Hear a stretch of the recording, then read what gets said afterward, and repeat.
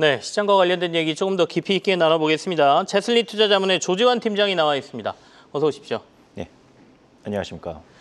먼저 이거부터 물어보고 싶은데 최근에 미국에서 이제 감세안 통과 하원에서 되고 하면서 계속해서 IRA와 관련돼서 전기차에 주던 여러 가지 혜택이 축소된다 또는 일찍 조기 종료된다라는 얘기가 나오면서 2차 전지주들이 좀 악영향을 받고 있는데요. 이 이슈부터 좀 해석을 좀 해주시죠.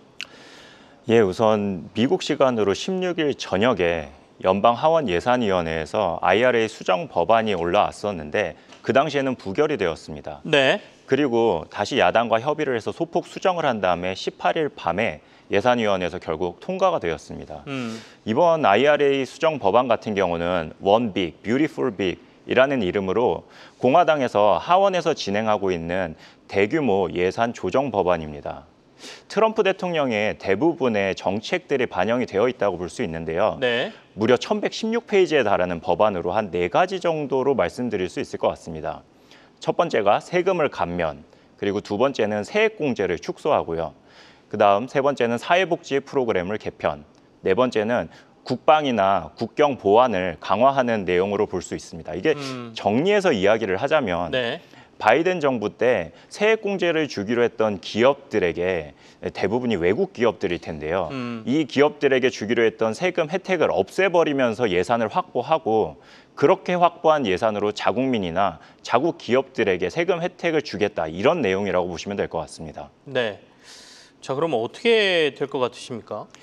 예, 우선 요 내용들을 간단히 좀 살펴보면 네네. 개인 소득세율을 인하하고 상속세 공제 내역을 확대하고 그리고 기존의 법인세율이 21%였던 것이 원래 25년에 일몰이 되는 법안이었는데요. 이 법인세 21%를 영구히 가져가겠다라는 내용이 들어 있습니다.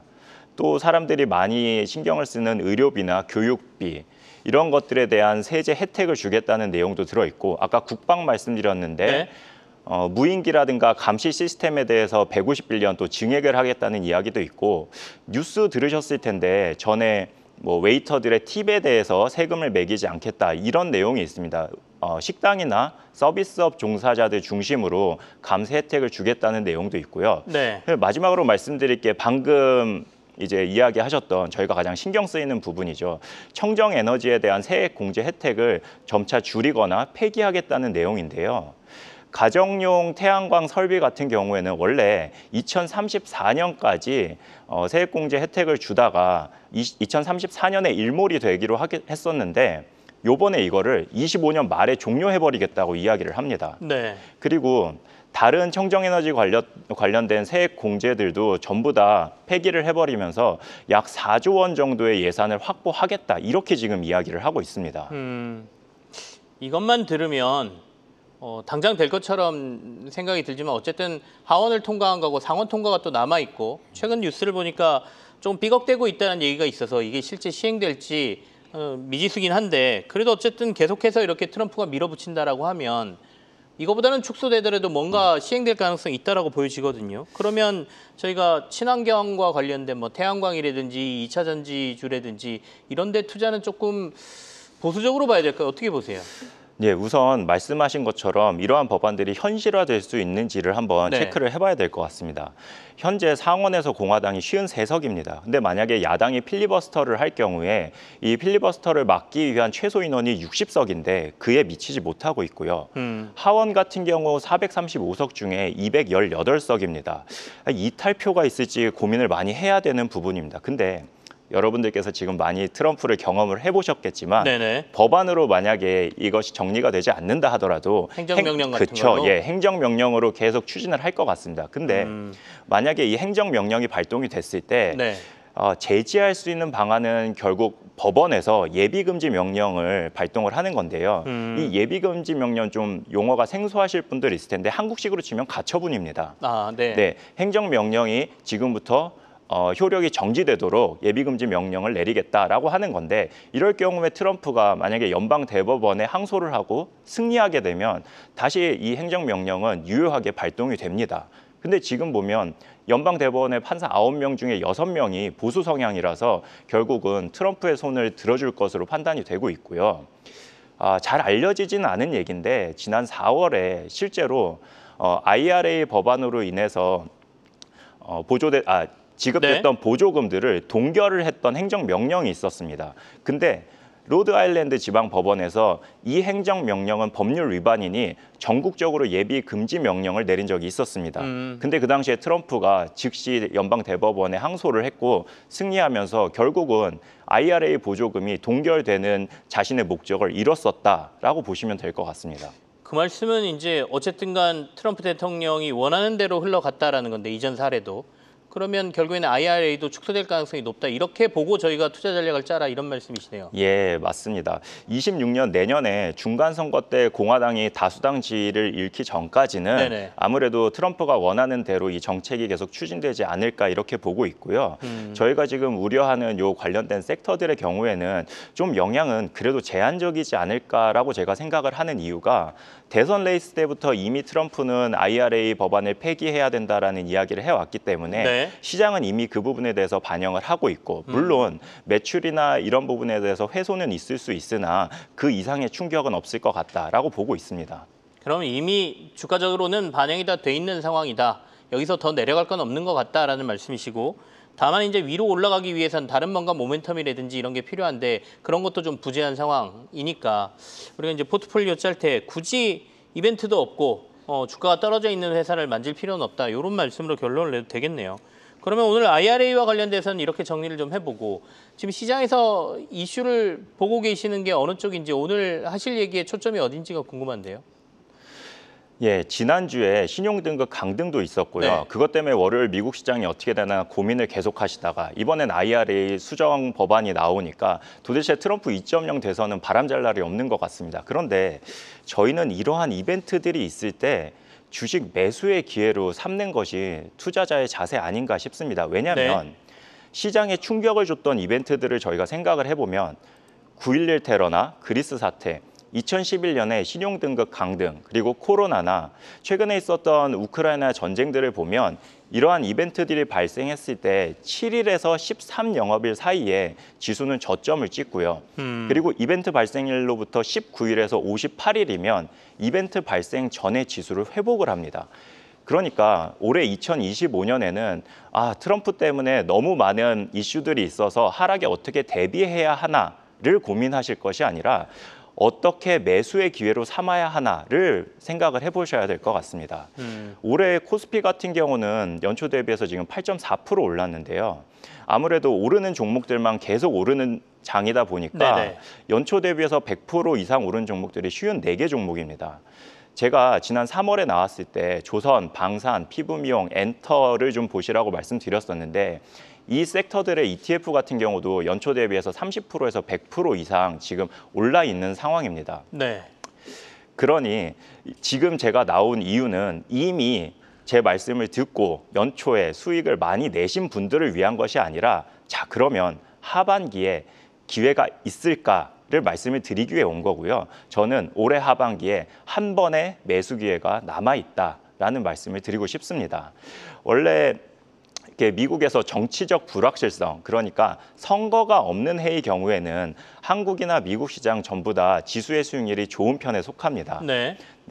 그런데 지금 이런 상황에서 볼 때 제가 데이터를 확인을 하니까 8월에서 10월이 조금 조정이 있더라고요.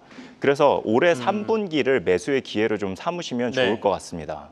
3분기에 시장 조정이 좀 있을 것 같고 그때 지금 주도하면서 올라갔던 종목들이 좀 주춤거릴 때 매수의 타이밍을 삼아보자. 이게 이제 과거의 데이터로 말씀을 해주신 거잖아요. 예, 맞습니다. 근데 우리가 일반적으로 5월이 시장이 안 좋다 그래서 세린메이라고 얘기하는데 올해는 지금 5월이 끝나지는 않았습니다만 장이 좋은 상태지 않습니까? 예, 맞습니다. 우리가 과거의 데이터를 이렇게 무조건 신뢰해도 되느냐 이런 또 주장도 할 수 있을 것 같은데요.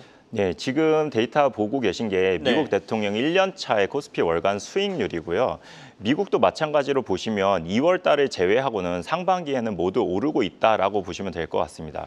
보통 세린메이라고 해서 5월에는 시장이 좋지 않은데 지금 5월에 시장이 그래도 올라가고 있는 이유는 연초에 있었던 트럼프 대통령의 행정명령으로 인한 내용이라고 보시면 되는데 그래도 상반기에는 늘 좋다 보니 연초의 지수를 지금 회복하지 않았나 이렇게 판단을 하고 있습니다.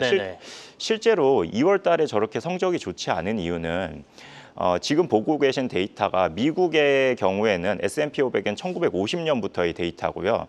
코스피의 경우에는 1998년부터의 데이터입니다. 근데 대통령 임기 1년 차에 보통 행정 명령들을 굉장히 많이 쏟아냅니다. 네. 근데 3월에서 12월에 발동하는 행정 명령들이 월간 보통 85개 정도를 발동을 하고 있고요. 1월, 2월에 2배가 넘는 194개를 행정 명령을 내리고 있습니다. 그래서 아무래도 이전 정권이나 혹은 내 임기, 이전 임기에서 지속했던 정책들을 유지해 나갈 것인지 아니면 폐기할 것인지 이런 내용들이 보통 2월에 많이 있기 때문에 그 당시에 수익률이 좋지 않을 거다. 이렇게 볼 수 있을 것 같고요. 그런 여러 가지 행정명령이 쏟아지다 보니까 시장에 영향을 미치면서 대통령 미국의 1년 차 때는 2월 달에 수익이 제일 안 좋았다 이런 말씀이시죠? 예, 맞습니다.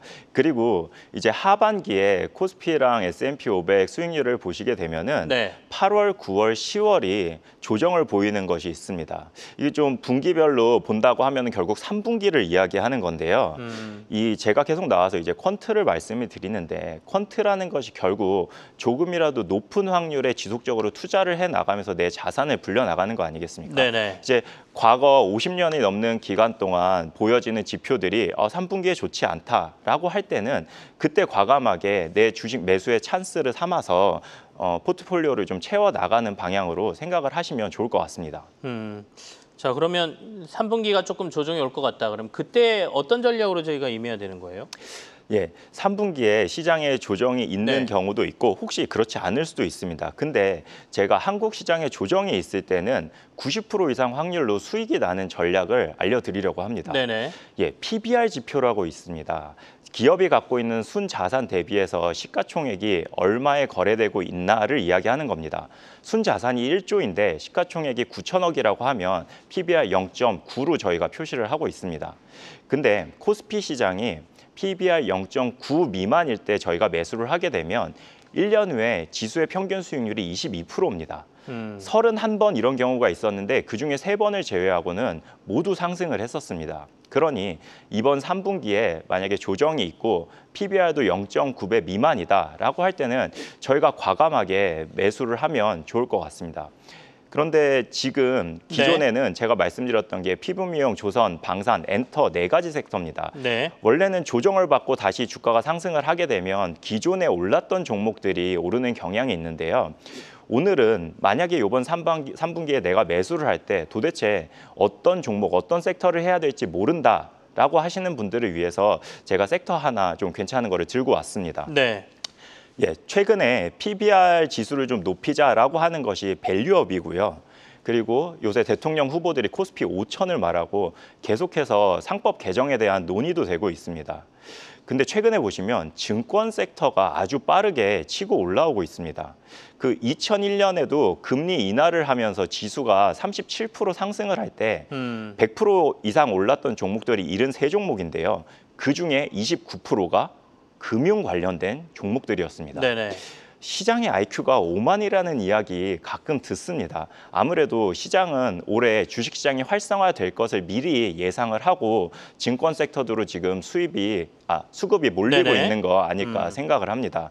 네, 이렇다고 볼 때 올해 3분기에 지금 어떤 종목이나 어떤 섹터를 사야 할지 고민되시는 분들은 말씀드렸던 것처럼 네. 조정이 왔을 때 코스피 지수가 PBR 0.9 미만이다. 그러면 증권 섹터를 과감하게 보시면서 매수하시는 것도 좋은 방법이라고 생각을 하고 있습니다. 알겠습니다. 저희가 퀀트, 그러니까 통계로 봤을 때 미국의 대통령 1년 차 때 3분기 정도에 보통 코스피가 조정이 왔는데 올해도 그렇다라고 하면 그때 주도 섹터였던 방산이나 뭐 뷰티나 이런 것보다는 금융주 쪽을 조금 주목해 보자라는 말씀을 해주셨습니다. 지금까지 채슬리 투자자문의 조재원 팀장과 함께했습니다. 감사합니다. 계속해서 다양한 경제 이슈를 알고 싶다면 구독과 좋아요, 알림 설정 부탁드립니다. AI 캐스터 권미정이었습니다.